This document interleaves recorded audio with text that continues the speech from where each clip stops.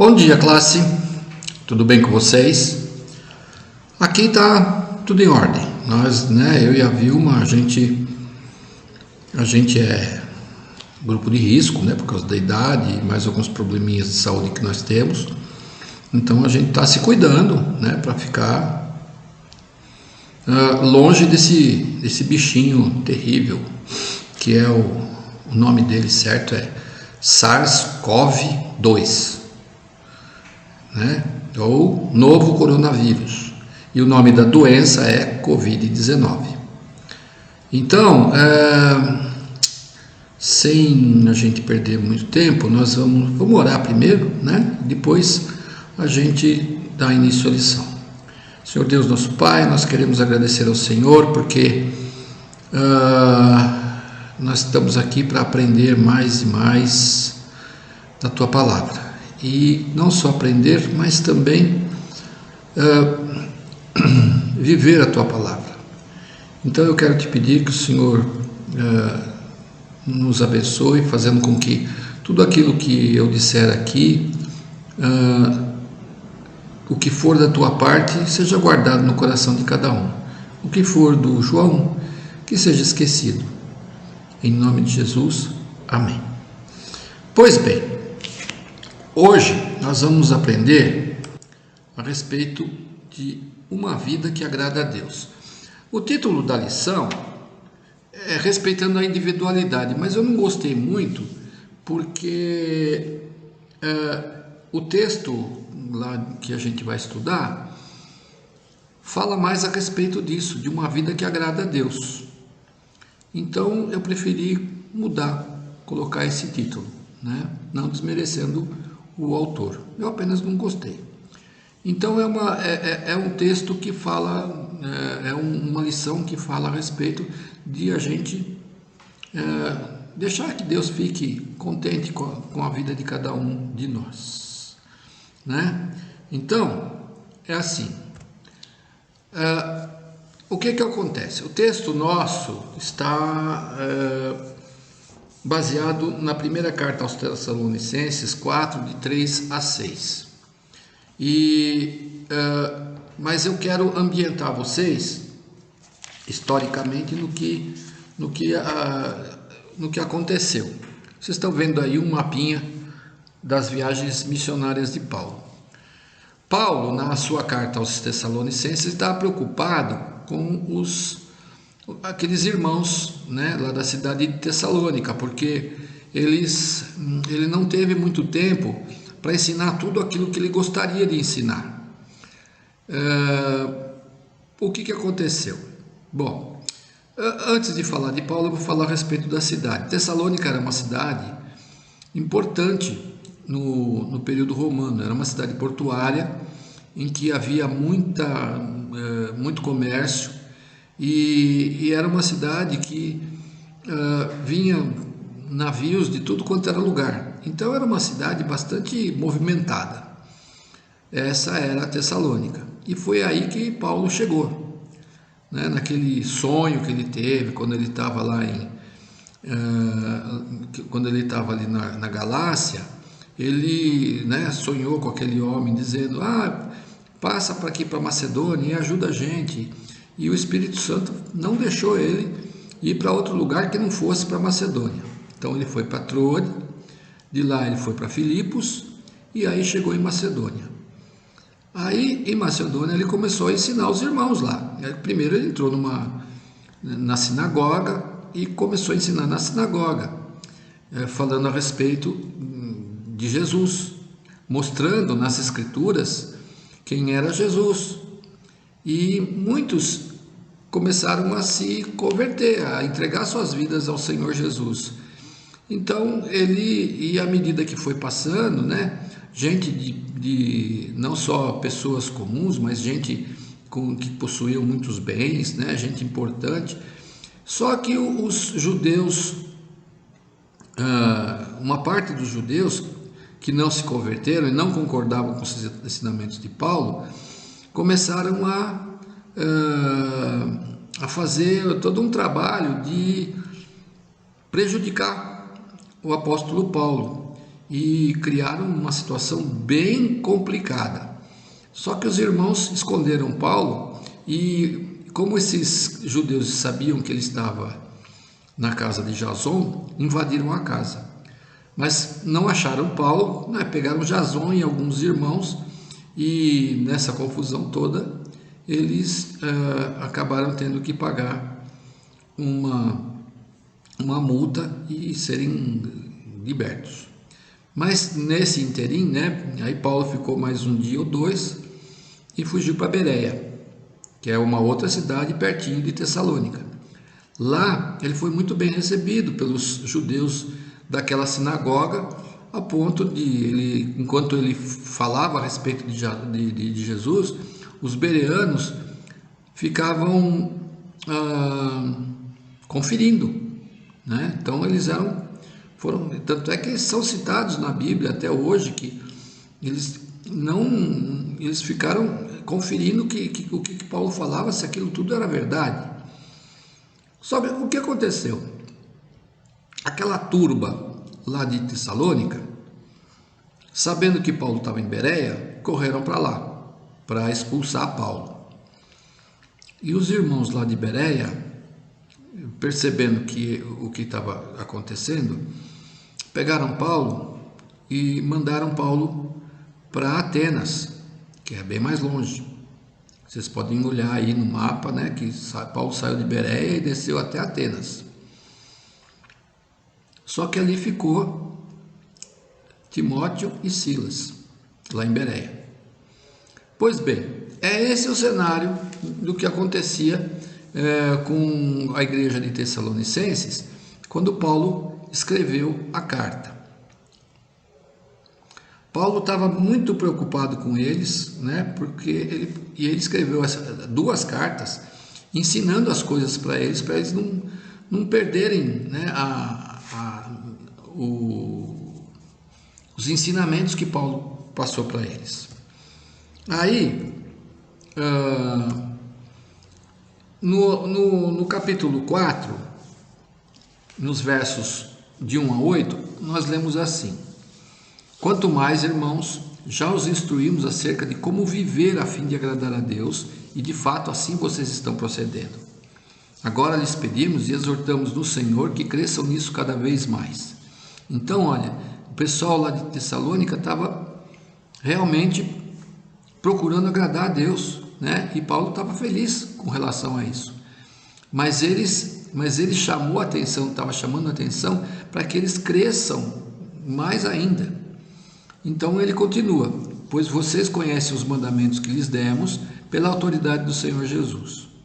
A vontade de Deus é que vocês sejam santificados.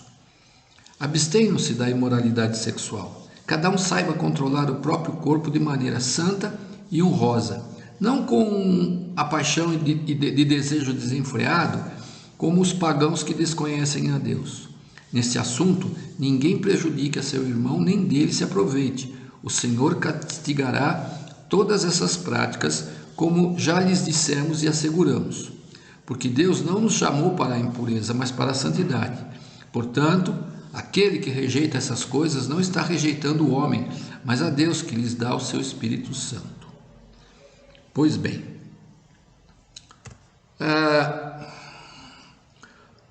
o que Deus quer de cada um de nós?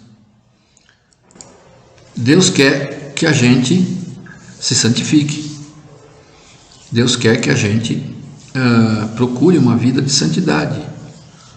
E para isso, nós temos que deixar para lá coisas que a nossa natureza humana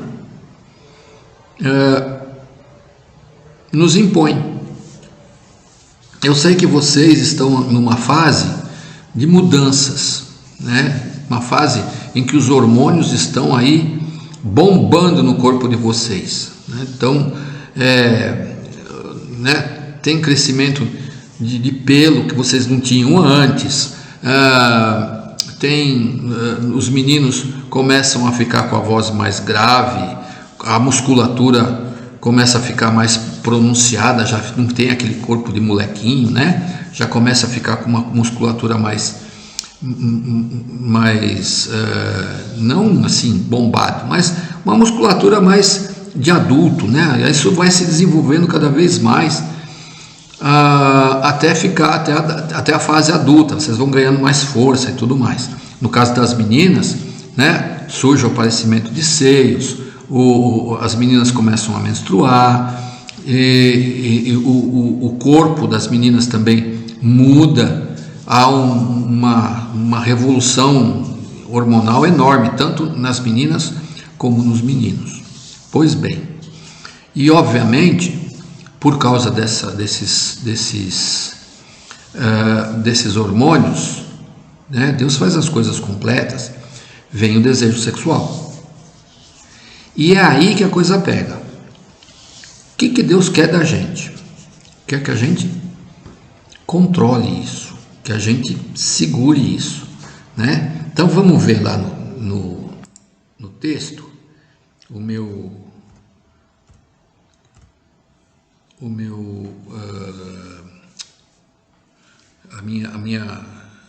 os meus slides voltaram para o começo. Ó, a vontade de Deus é que vocês sejam santificados, abstenham-se da imoralidade sexual. Ou seja, tá? Hoje em dia a gente é muito bombardeado com isso, com imoralidade sexual. Hoje em dia a gente vê muita coisa errada.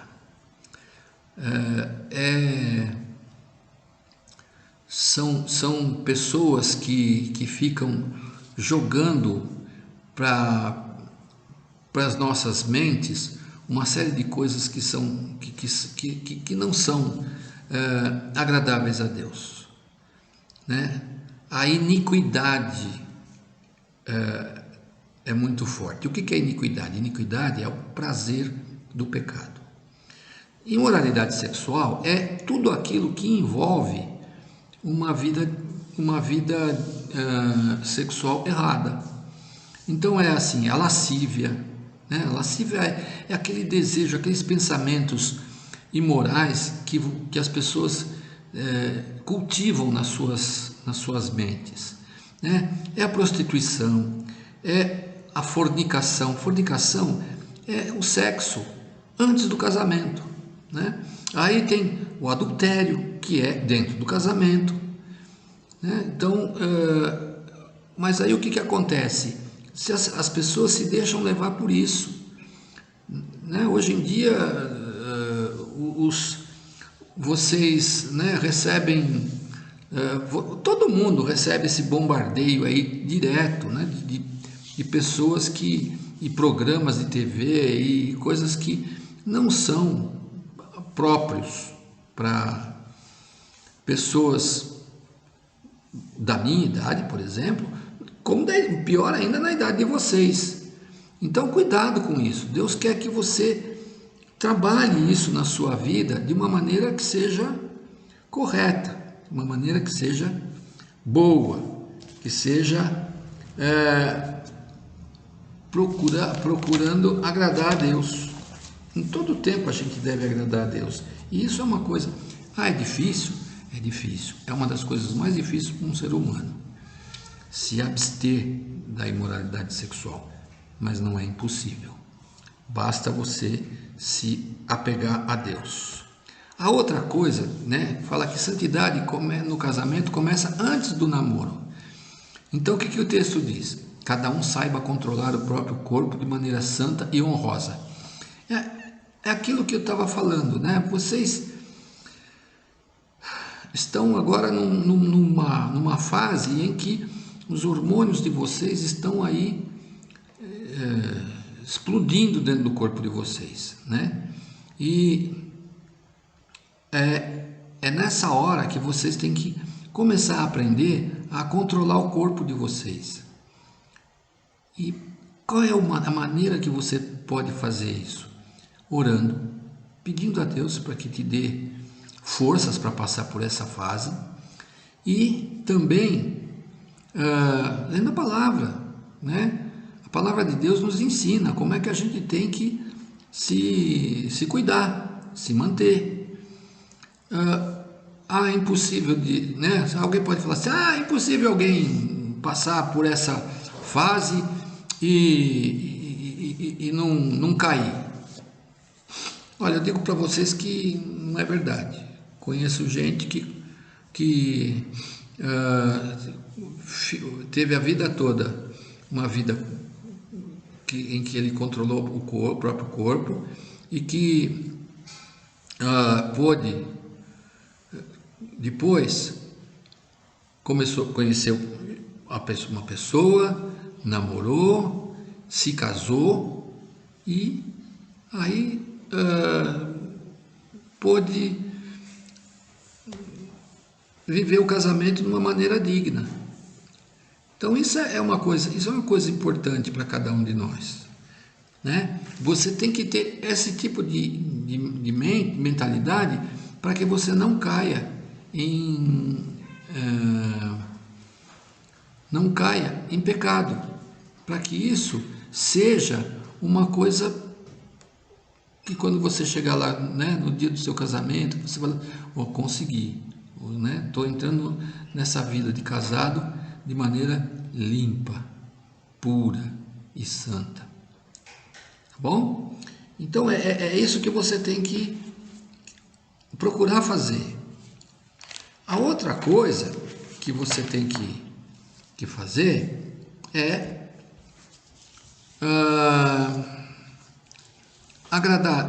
para você agradar a Deus, você tem que tomar conta da sua vida, né? O que Paulo fala, continuando o versículo anterior, né, ele começa com esse versículo anterior, cada um sabe controlar o próprio corpo de maneira santa e honrosa, vocês veem que eu pus uma vírgula, né? Não com a paixão de desejo desenfreado como os pagãos que desconhecem a Deus. Ora,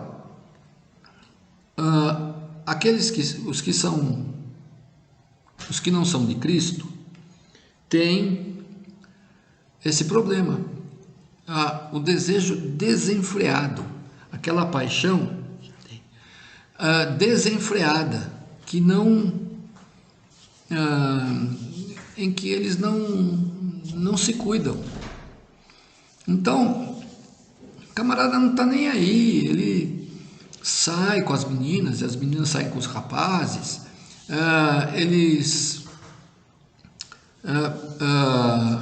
vão para essas festas, né, tais das festas rave, ficam lá a noite inteira e usam drogas, bebem, né, e vão, aí muitos vão a motéis, só que depois pagam o preço disso daí, né?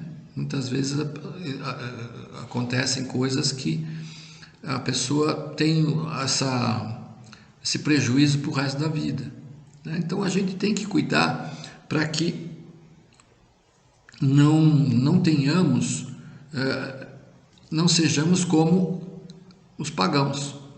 Eu vou dar um pequeno exemplo. Eu conheci um sujeito, quando eu morava lá em São Paulo, ele trabalhava na padaria lá perto de casa, e ele era o copeiro lá, ele servia café, um monte de coisa. Legal na padaria lá que não tinha, como vocês podem ver, tem um companheiro aqui. O legal ali é que não tinha bebida alcoólica, a padaria não servia bebida alcoólica. Olha, para vocês saberem, esse aqui é o Léo, tá? Esse negão aqui, esse bichão aqui, ó, o bicho aqui é bem grande, esse Léo. E ele tá carente pra caramba, tá toda hora procurando carinho. E ele não podia ver uma mulher. Ele ficava doidinho, né? Aí um belo dia eu cheguei para ele e falei assim: rapaz, se segura aí, se comporta. Cara, você não pode ver uma mulher que você já fica todo. Que é isso, rapaz? Mas nem animal é assim. Aí eu falei assim: imagina se a sua mulher aparece aqui e você e você está fazendo uma coisa dessas. Como é que você ia ficar? E ela? Cara, cadê o respeito que você tem por ela? Aí ele ficou meio bravo, meio cabreiro comigo, mas eu acho que serviu a conversa, porque A partir daquele momento ele baixou a bola, ele não ficou fazendo mais isso. Não só comigo, mas com todas as outras pessoas que estavam lá, porque a coisa chegava a ser desrespeitosa. Então é assim, a pessoa que não tem Jesus no coração, ele deixa que isso daí corra solto, né? Então nós temos que cuidar disso para que a gente possa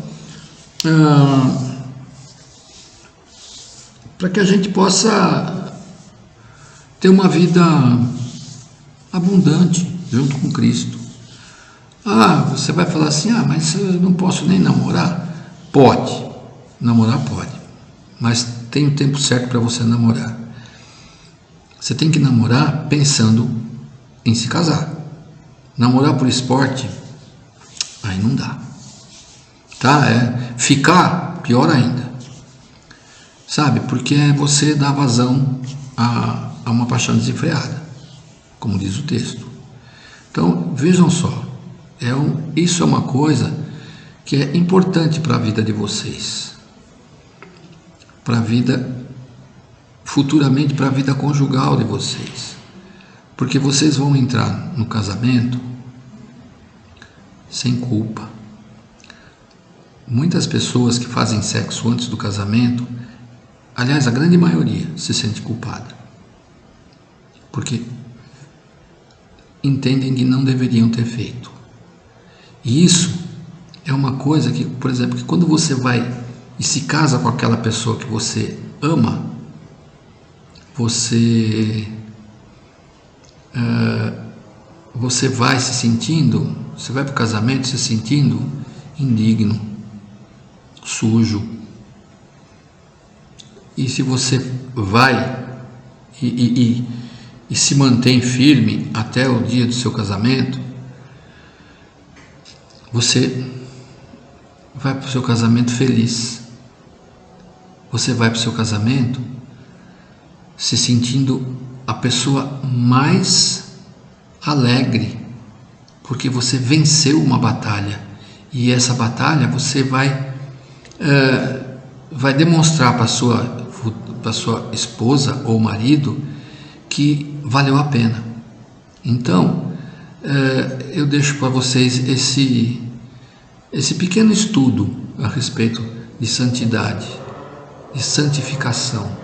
Santificação é nada mais, nada menos do que a gente caminhar para se libertar de uma série de coisas que a gente trazia antes da gente se converter, mas que a gente vai limpando a nossa alma e o nosso espírito para que a gente chegue numa condição em que nós possamos ser dignos do Senhor. Uma dignidade maior que essa não existe. Então você se sentir, chegar diante de Deus limpo e puro de coração.